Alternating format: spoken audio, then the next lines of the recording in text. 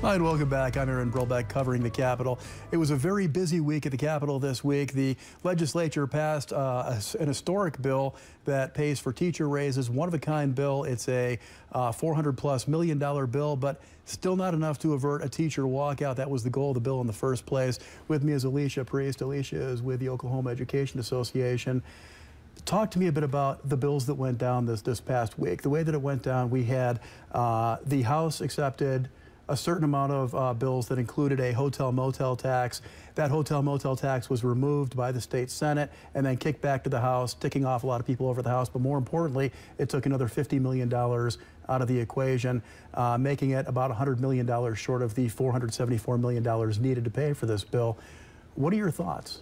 You know, it's just another example of how the legislature has promised to support public education and then moved back on those promises. So that's an exact example of why we are in the mess that we're in, and there's such distrust from the education community and, quite frankly, the state with our elected officials. The Senate is saying that they're planning on increasing taxes on purchases that are made online, and they're also hoping for a better economy. I'm not sure hoping is a very good plan. Hoping's not a good plan. Apparently, putting something actually in a bill is not a good plan, because if the next day they can remove that revenue, where is it that we can take them at their word? They need to fund our public schools. Our children are depending on that.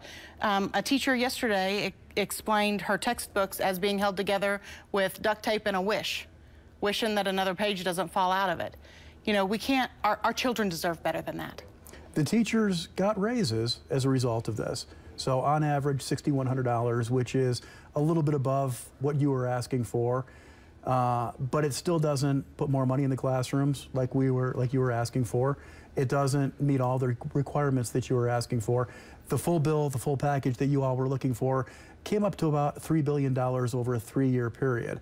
We're a far cry from that, and no real funding source in place over the next couple of years to make that happen. So what now?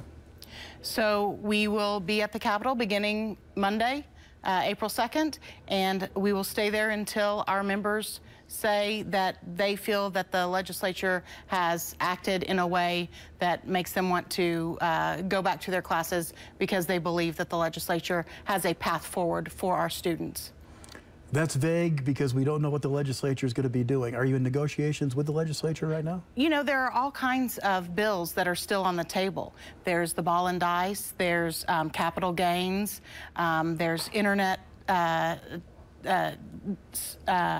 tax that is a fairness issue. If you can buy something online out of state, you don't have to pay taxes. But if you buy it at your local mom and pop shop on Main Street, that same thing, you have to pay taxes. There's a fairness issue with that. Right. So, the Amazon bill sort of takes care of that. The ball and dice, we're being told, is not going to be heard. That's a $22 million bill. That's $22 million less dollars put into the equation.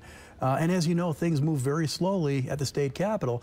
How long is this walkout going to take place, and what exactly are your demands? What are you willing to settle for? What's the very, very rock bottom? So we've seen how fast the legislature can act. They passed it in the House, passed 12 bills in the House on Monday, passed a lot of those the next day in the Senate, and Governor signed some of them yesterday. So we know that they can act quickly.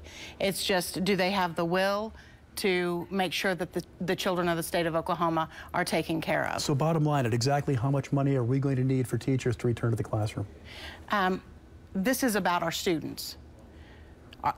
When our students have textbooks, what they passed will fund less than 1 textbook per child. Is that the future that we see as a path forward to make education for our students better? It's not what I see.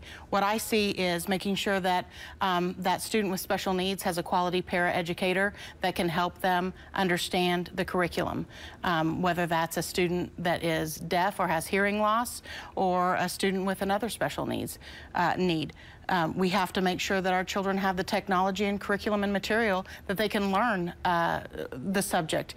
They have to have a broad-based curriculum with fine arts, foreign language, AP classes, advanced placement classes. All those things have been cut from curriculum.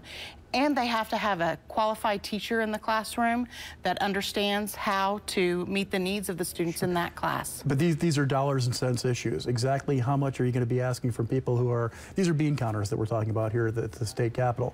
How much in terms of dollars and cents is it going to take to get teachers back in the classroom? We've had 28% cuts since 2007, 2008.